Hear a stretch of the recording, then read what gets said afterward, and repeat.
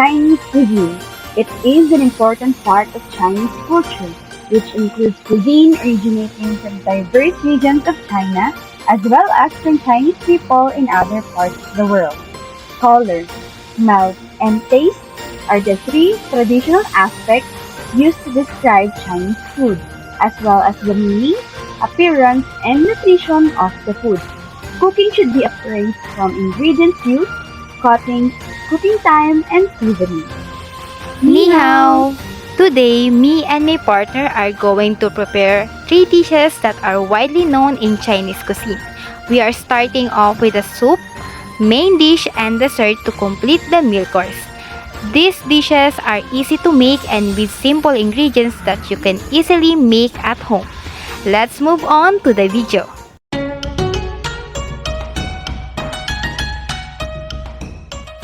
Our Chinese soup dish is egg drop soup, also known as egg flour soup. It refers to the flour whips of egg when stirred into the broth, while the other name egg drop soup refers to the technique of slowly pouring or dropping beaten eggs into the soup. So let's start. The ingredients for our soup are 4 eggs, 1 tablespoon of water for the egg, 6 cups of water for the soup, 3 tablespoons of cornstarch, 5 tablespoons of water for the cornstarch, 1/4 of mixed veggies, green onion, 1 teaspoon of salt, 1 Nor chicken cube, white pepper, and sesame oil to taste. First, chop the green onion or spring onion for our garnish, then set it aside. Next, add 6 cups of water to the pot and set the stove to high-medium heat to bring the pot to a boil. Then cover the pot with a lid.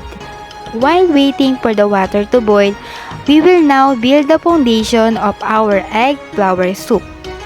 Crack the 3 eggs into a bowl and add 1 tablespoon of water. Then mix it using the fork for about 20 seconds. We use water on the eggs to help them flour more easily and more beautifully. Back to the soup. Once the pot is boiling, add the mixed veggies, mix it, and cover the pot again. Next, to thicken our soup, we use the cornstarch mixture. Add 3 tablespoons of cornstarch and 5 tablespoons of water to a bowl and mix until there are no clumps left.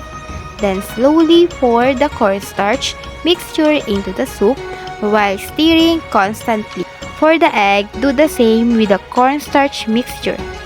Slowly pour the eggs into the pot while constantly stirring for about 20 seconds. For the flavors, add 1 teaspoon of salt, 1 Nor chicken cube, white pepper, and sesame oil depending on your taste, and stir it for a few seconds. Lastly, plate the soup. Pour the soup into a bowl and garnish with the green onion that we chopped earlier. Then, it's ready to serve our egg drop soup. Black pepper beef is a common dish you can find in many Chinese restaurants. The beef is wonderfully tender, paired with crisp onions and bell peppers in a savory black pepper sauce. It's one of the favorites of many Chinese people and a quick and easy dish to whip up during the week. If you're a fan of black pepper beef, you'll never need to order takeout again after trying this recipe. To make our black pepper beef, we need these main ingredients. 340 grams of beef, New York strip or tenderloin is best, bell peppers. For more color, use portions of multiple bell peppers, 1 red onion, 2 cloves of garlic.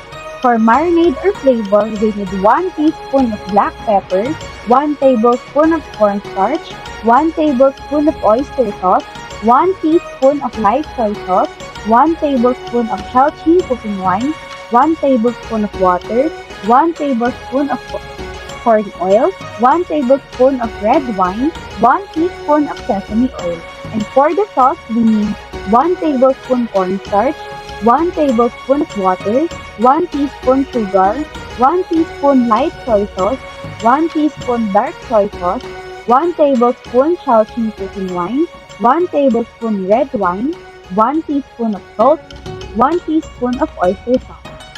We'll start cutting the beef into strips about 1 centimeter thick and about 5 centimeters long. We'll want to cut against the grain of the meat, which results in more tender bites. Then, we'll place our beef slices in a bowl of cold water and gently massage the meat. This helps remove some of the myoglobin and the more meaty taste or smell from the beef. After 1 to 2 minutes, drain the beef with a colander. Next, we're going to create the beef marinade.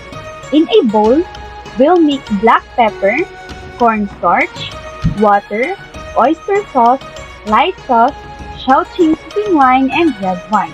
Mix together until the marinade is even.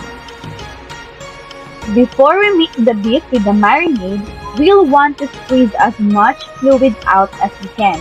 One of the main goals of this dish is to avoid having excess fluid or sauce pooling when we're done cooking. With our hands, we'll press and squeeze the beef against a colander to force any excess moisture out of the beef. Then, we'll add the beef to the marinade and massage the meat for about 30 to 60 seconds. This helps the beef absorb the marinade and become more tender. For our vegetables, we'll be mincing garlic and slicing up a variety of bell peppers and red onion for color. For each bell pepper, we'll only be using about 1/4 to 1/3 of each. So if you'd rather just stick to one color and use up a whole entire bell pepper, that's fine too. Next, we'll create the sauce for our black pepper beef. We'll be mixing cornstarch, water, sugar, light soy sauce, dark soy sauce, red wine, salt, oyster sauce, and Shaoxing cooking wine. We're now ready to cook. We'll set our stove to high heat and let our wok heat up for about 2 to 3 minutes. Once our wok is hot enough, we'll add about 2 tablespoons of corn oil or any oil with a high smoke point until the oil is shimmering or forming ripples across the surface. While we wait, we are going to do a trick. To keep the beef juicier, add oil, 2 tablespoons to the beef. The oil helps seal the juices and trap them inside the beef. Mix the beef around for about 20 to 30 seconds to evenly coat the oil. For the next step, we need to cook everything in stages. First, add the beef and cook for about 1 minute. Once the beef starts to change color, transfer out the wok.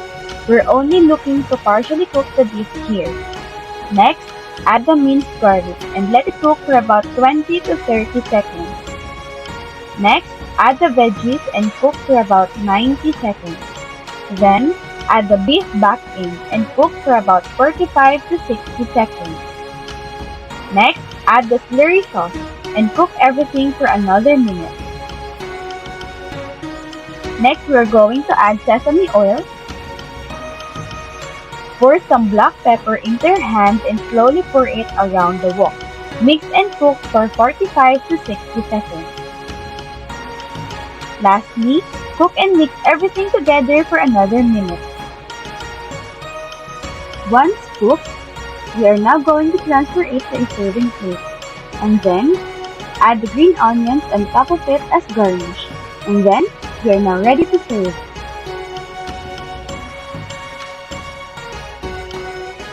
For our dessert, we will make Melon or Sago soup, which is a type of tong shui dessert in Cantonese cuisine that is usually served as a dessert at the end of the meal. It is basically made from pearl tapioca, coconut milk, sugar, and melon. So let's start! Our ingredients are 1 small melon, 1½ cup of sago or tapioca pearls, 1 cup of sugar, 1 cup of water, 2 cups of canned coconut milk with 1 teaspoon of salt. First, boil sugar and water in a pot until the sugar is completely dissolved and the mixture becomes syrup. Then set it aside to cool. Next, in a separate pot, boil at least 7½ cups of water. Then when the water is boiling, add the sago and cook on medium-high heat until the water is boiling agad. while stirring to prevent the sago from sticking to the pot. After cooking the tapioca pearls, remove the water from the pot, then add water to cook again for the second time. Then set aside and wait for the sago to become bigger. When the sago is bigger, drain it over the strainer and put it in a bowl. Then set aside. For our melon, cut it into two, then remove the seed from the melon. Next, scoop the melon using the scooper or measuring cup and scrape the flesh out. Lastly, mix the sugar syrup, sago or tapioca pearls, melon, coconut milk, and salt in a large serving bowl. Then chill it. After chilling out the dessert, put it in a small bowl, then add crushed chocolate biscuit on top for garnish. Then it's ready to serve our Sago soup. Finally, we are done cooking. We are now ready to arrange and present the table. Since we did the Chinese cuisine, we are going to align it with our decoration for our table setting. The Chinese culture is represented by the vibrant red color. For the Chinese people, red is really popular as it symbolizes luck, joy, and happiness. It also represents celebration, vitality, and fertility in traditional Chinese color symbolism. Those red paper fans at the wall were made by us with colored papers to tie the whole look together and not make it look dull. For the tablecloth, we decided to put a black one to enhance the red color and make it pop. Then, we added a red table runner on top of the black tablecloth. The two colors complements one another and is a common combination for Chinese table settings. We also added some gold accents, such as the vase and frog statue, to make the setting more vibrant. Gold brings good fortune and really complements the whole look of the table. The plates that we used were white and black with a red table napkin tied with gold. The whole table setting is simple yet elegant, just like when you visit a Chinese restaurant, but all is made at home. We hope you liked our presentation and share for watching.